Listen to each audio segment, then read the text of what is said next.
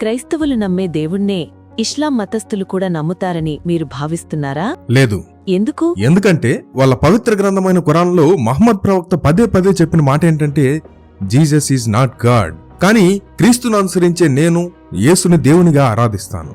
కానీ బైబిల్లో యోహాను 1:1-14 వచనాలను ప్రత్యేకంగా అర్థం చేసుకుంటే తప్ప యేసు తానే దేవుణ్ణి అని ఎక్కడా స్పష్టంగా చెప్పలేదు కదా. ఆ వచనాల్లో ఆదియందు వాక్యముండెను, ఆ వాక్యము దేవుని యొద్ద ఉండెను, ఆ వాక్యము దేవుడే ఉండెను, ఆ వాక్యము శరీరధారి అయి కృపాసత్య సంపూర్ణుడుగా మన మధ్య నివసించెను అని ఉంది. కాని యేసు ఎప్పుడూ సూటిగా నేనే దేవుణ్ణి అని చెప్పలేదు. అందుకే దీన్ని మెస్సియ రహస్యం అంటారు కదా.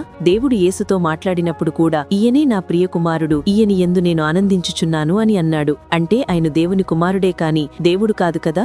బైబిల్లో ఆయనను దేవుని కుమారుడుగానే చూపించారు. ఆయన మరణించినప్పుడు కూడా శతాధిపతి నిజముగా ఈ మనుష్యుడు దేవుని కుమారుడే అన్నాడు. కాబట్టి యోహాను 1:1-14 వచనాలు కాకుండా యేసే దేవుడు అని బైబిల్లో ఇంకెక్కడైనా ఉంది? యోహాను సువార్త 8వ అధ్యాయం 58వ వచనంలో యేసు ఇలా అంటాడు, అబ్రహాము పుట్టక మునిపే నేనున్నాను అని. యూదులు దేవుణ్ణి దేవుడు అని పిలవరు. వాళ్ళాయన్ని యాహ్వే, యెహోవా అని పిలుస్తారు. దాని అర్థం ఉన్నవాడను అని. To be I am. ఇది హీబ్రూ భాషలో దేవుడు తాను మోషేకు పరిచయం చేసుకున్న పేరు.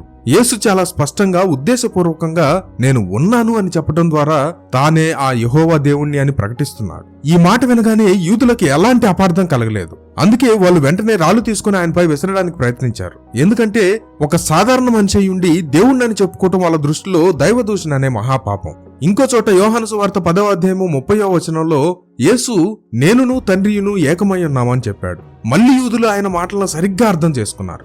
అందుకే వాళ్ళు దైవదూషణ చేస్తున్నాడని రాళ్లతో కొట్టడానికి ప్రయత్నించారు. అలాగే పునరుద్ధానం తర్వాత యేసు శిష్యులు తోమాతో మేము చనిపోయి తిరిగి లేచిన యేసును చూశామని చెప్పారు. దానికి తోమా నేను ఆయన గాయాలను కళ్ళతో చూసి నా వేళ్లతో తాగితే గాని నమ్మనన్నాడు. ఒకరోజు యేసు తోమా ముందు ప్రత్యక్షమై ఇదిగో నా చేతులు, చూడు, నీ వేలు పెట్టి నా గాయాలను తాకు, నా ప్రక్కలో నీ చెయ్యి ఉంచి చూడు, అవిశ్వాసివి కాక విశ్వాసి అయి ఉండుము అన్నాడు.